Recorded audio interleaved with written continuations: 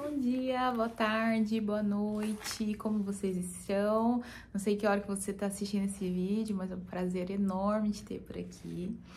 Hoje nós vamos falar, sobre a desigualdade social na área da saúde. Primeiramente, eu gostaria de agradecer a você pela sua audiência e também pedir para você me seguir no meu Instagram aqui embaixo. Além disso, tem também o meu e-mail. Para caso você tenha alguma dúvida, você pode entrar em contato comigo, que vai ser um prazer enorme respondê-lo. Também no e-mail eu posso mandar o material que eu estou usando nessa aula, né? Eu fiz alguns slides também. Então, se vocês quiserem, é só me mandar um e-mail aqui ou um direct no Instagram também, que aí eu vou encaminhar esse material com o maior prazer. Então, né, gente, começando de fato aqui no nosso tema, eu gostaria de falar que hoje a nossa aula, né, ela vai ser baseada num livro. Esse livro aqui, eu acho que tá virado, né, ao contrário, mas é da Martha Argerich, Trajetória das Desigualdades, como o Brasil mudou nos últimos 50 anos. E ela fala um pouquinho sobre desigualdade social, desigualdade de renda, desigualdade na educação e na saúde, que é o recorte do nosso vídeo hoje. Então, como eu vou pegar algumas informações e alguns dados que ela trouxe no livro, eu vou ficar olhando aqui do lado, então, só para... porque não tem como eu decorar tanto dado, mas o principal eu vou estar aqui olhando para vocês. Então, a gente precisa começar falando sobre o progresso que a gente teve na desigualdade da saúde no Brasil, né? Na desigualdade na área da saúde, né? Porque esse estudo ele foi feito entre os anos de 1980 e 2010, que a partir de 1979 foi quando os municípios tinham uma densidade maior de dados. Antes disso, os dados não eram produzidos e não tinha uma densidade suficiente para a gente fazer um estudo sobre como era a desigualdade em alguns determinados municípios. E daí, pegando esse recorte realmente entre os anos de 1980 e 2010, a gente verificou, né, os dados foram analisados e deu para observar que houve realmente uma queda significativa na mortalidade infantil. E assim como também teve um aumento da nossa expectativa de vida aqui no Brasil nesse período. A mortalidade infantil, aqui a redução foi de 77%. Antes dessa redução, a expectativa da mortalidade infantil aqui no Brasil era de 69,1 para cada 1.000 nascidos. E isso caiu para 16 para cada 1.000. Então, é um significativo decréscimo dessa taxa, né? Já em relação à expectativa de vida, teve um ganho de 10 anos. Muito legal, né? De 62 foi para 73 a expectativa de vida dos brasileiros. E essas taxas, gente, elas estão ligadas, né, e relacionadas com políticas públicas de saúde, com a inserção do SUS, com também a produção de dados, né? Porque quando a gente não produz dados, a gente não sabe o que está acontecendo no país, na região de fato. E o interessante desses dados é que eles, nesse período, do Brasil, a gente teve um acréscimo, né, na expectativa de vida e na mortalidade, que comparado aos outros países da América Latina e outros países emergentes, até mesmo na América do Norte, né, outros países emergentes, o Brasil sai à frente com 77%, né, de diminuição da taxa de mortalidade. Por exemplo, no México, a taxa de mortalidade infantil beirava a queda foi de 74%. Então, até mesmo no México, que é um país emergente, mas ainda está na América do Norte, né? Teve uma queda menor do que o Brasil. Depois veio a Índia com 71%, a a China com 71%, me desculpe, a Índia com 52% e a África do Sul com 47%. Ou seja, em comparação aos outros países emergentes, o Brasil ainda teve uma mudança muito maior, muito mais significativa. E uma relação importante, né, uma associação importante que a autora conseguiu observar com esses dados foi que municípios que tinham uma média de renda mais alta, a expectativa de vida aumentava mais e a mortalidade infantil diminuía mais.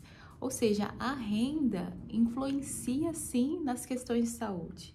Como assim a gente fala das outras desigualdades, né? Desigualdade por cor, por gênero, também são questões que influenciam na desigualdade da saúde no Brasil.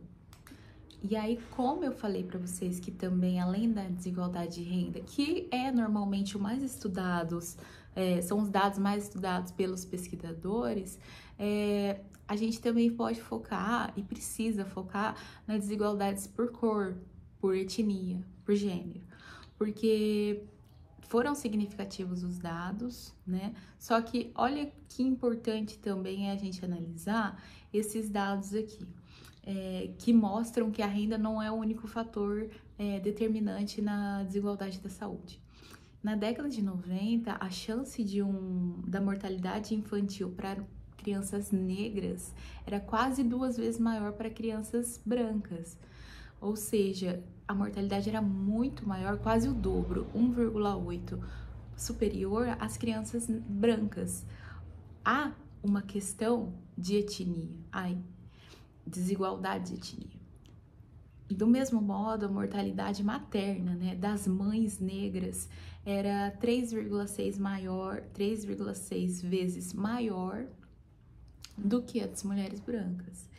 E isso a gente também pode observar em relação à etnia para os grupos indígenas, né? Eles também sofrem com essas desigualdades. A mortalidade infantil em crianças indígenas era de fato o dobro do que a mortalidade infantil de crianças brancas. E a taxa de tuberculose também entre os indígenas era 3 vezes mais elevada, maior do que crianças não indígenas, né, de crianças brancas. E aí ela faz um compilado de como foram os estudos, né? Como foi a progressão dos estudos ao longo dos anos, né? Ela primeiramente coloca pra gente que no meado de 1970, os estudos tendiam a dar importância apenas para a pobreza, como se o fim da pobreza fosse a solução de todos os problemas relacionados à desigualdade na saúde. Entretanto, né, é uma visão bastante limitada, né, porque conforme a gente vai analisar nessa videoaula, a pobreza, a renda não é a única questão, o único fator que incide sobre a desigualdade na saúde, tanto no Brasil quanto fora do Brasil. Porque a partir de 1985 a gente começou a ter uma visão mais ampla de como que os fatores socioeconômicos influenciavam nessa desigualdade na saúde. E aí, para fechar, né, essa revisão da literatura que ela fez, né, dos estudos realizados, teve um estudo que foi realizado nos Estados Unidos e ele observou que, independente da renda da população, quando essa população estava inserida em uma área de menor renda, havia uma maior desigualdade na saúde. Ou seja, não era tão determinante a renda do indivíduo, da população por si só, mas também a área onde ele estava inserido. Porque regiões de mais pobreza, regiões com a renda média econômica menor, eles tendiam a ter um serviço de saúde mais precário e gerar uma desigualdade na saúde maior. É nesse sentido que ela nos mostra que fatores socioeconômicos como renda, educação, acesso a serviços básicos também, são determinantes para o acesso à saúde. Eles parecem não ter uma ligação direta, mas tem, porque eles interferem na vida da população em geral. E por outro lado, voltando à questão da renda nos municípios, a gente consegue observar que os municípios que têm a renda mais elevada, a taxa de mortalidade infantil e a expectativa de vida são melhores, entendeu? A taxa de mortalidade é menor e a taxa de expectativa de vida é maior. E nesse mesmo sentido, foi observado que nos municípios, aqueles municípios que havia uma proporção maior de mulheres com ensino fundamental completo, havia também melhores indicadores na saúde. Isso se relaciona ao que a gente comentou anteriormente, que fatores socioeconômicos influenciam na saúde, muitas vezes mais do que a própria renda do indivíduo.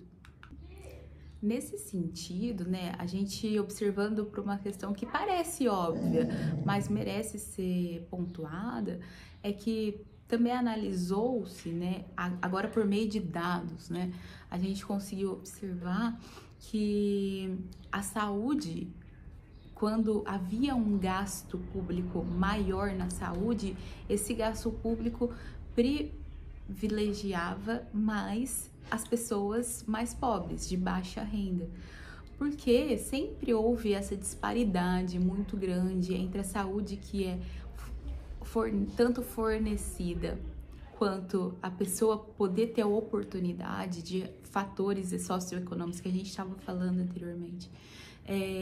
São diferentes entre ricos e pobres. Essa diferença existe, é inegável.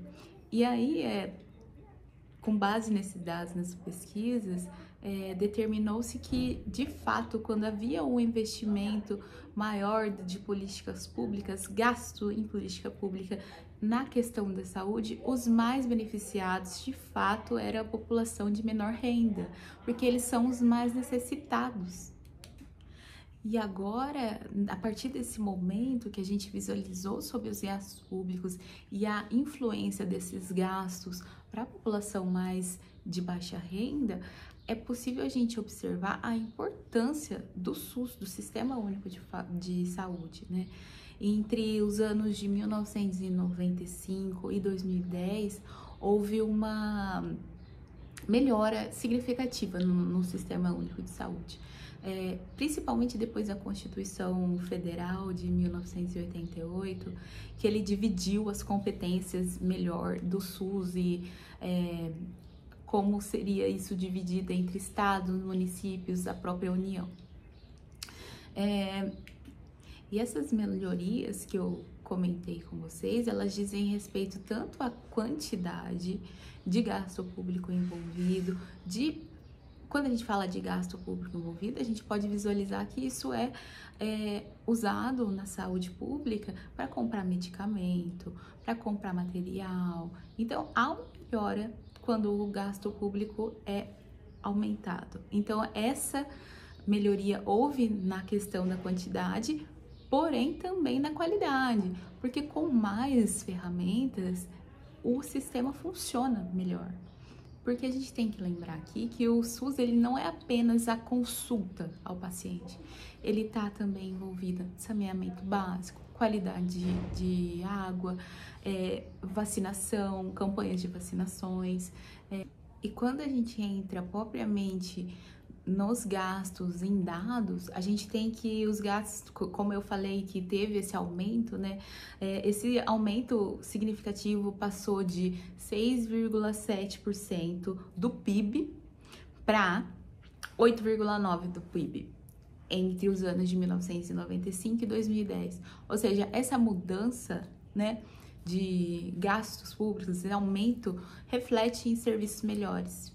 E é importante a gente pontuar que o SUS, né, o Sistema Único de Saúde, ele tem princípios de equidade, universalidade, que é um serviço oferecido para todos de maneira igual, integralidade dos serviços.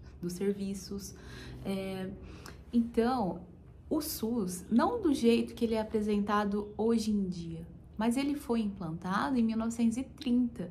E a partir dessas décadas, eles tiveram melhorias. Como eu mesmo disse, tiveram melhorias nos gastos, que implicam em melhores serviços oferecidos para a população. E hoje em dia, a gente conta com um dado de que 70% da população brasileira depende do SUS. Depende do SUS e exclusivamente do SUS. Porém, um desafio muito grande, uma questão que eu trouxe lá no início da nossa conversa, que um problema muito grande é a questão de dados robustos. Quando a gente não tem dados para trabalhar, a gente não consegue verificar qual a melhoria que esse sistema está trazendo para a população em geral, o que deve ser mudado em relação às políticas públicas. Só com base nos dados que a gente consegue saber o que está dando certo para aquela população. Então, tem uma dificuldade muito grande, um desafio muito grande, conforme eu disse lá, para fazer essa busca de dados, porque muitos municípios até 1979 havia nada de dados. Desse modo, para a gente finalizar e amarrar tudo o que a gente falou, é importante a gente observar que existe essa associação entre a renda e o fornecimento, a qualidade da saúde daquele povo. Entretanto, não é o único fator. Não é o único fator. São vários fatores socioeconômicos, como educação, cor, etnia, que estão ligados à qualidade da saúde que é oferecida, à qualidade de saúde que é apresentada para aquela população. Porque maiores taxas de desigualdades sociais em geral, elas trazem maiores números de mortalidade infantil e trazem menores números de expectativas de vida. E nesse sentido, de desigualdades todos os fatores de desigualdades sociais, né, que eu mencionei anteriormente, ele é muito bem tratado nesse livro que eu falei para vocês. Ele tem vários aspectos tratados, tanto quanto a educação, a saúde, como as desigualdades afetam essas áreas. E aí, qualquer coisa que vocês precisarem de mim, tiverem alguma dúvida, alguma coisa a acrescentar, por favor, entre em contato comigo, ou no meu Instagram, ou por e-mail. Também por e-mail eu posso encaminhar o material que eu usei, as consultas que eu fiz, com o maior prazer. Como eu sempre falo, o intuito desse canal, o intuito meu aqui gravando esses vídeos aulas para você é trazer informações e que essas informações fiquem claras, para talvez colocar uma pulguinha aí atrás da tua orelha para que você tenha vontade de pesquisar sobre esse assunto. Às vezes também por isso que eu trago tantos assuntos diferentes aqui. Porque pode ser que esse assunto em especial não te apeteça para você querer pesquisar mais sobre isso, querer estudar mais sobre isso. Mas também tem outros vídeos no nosso canal que a gente traz outros assuntos que você pode se identificar, tá bom? Então, assim, eu estou aqui realmente para ajudá-los, incentivá-los a se manter educados, educacionalmente falando, gente, manter-se atualizados. Então, é um prazer enorme falar com vocês sempre. E no mais é isso, eu tô aqui à disposição de vocês. Um beijo enorme, até mais.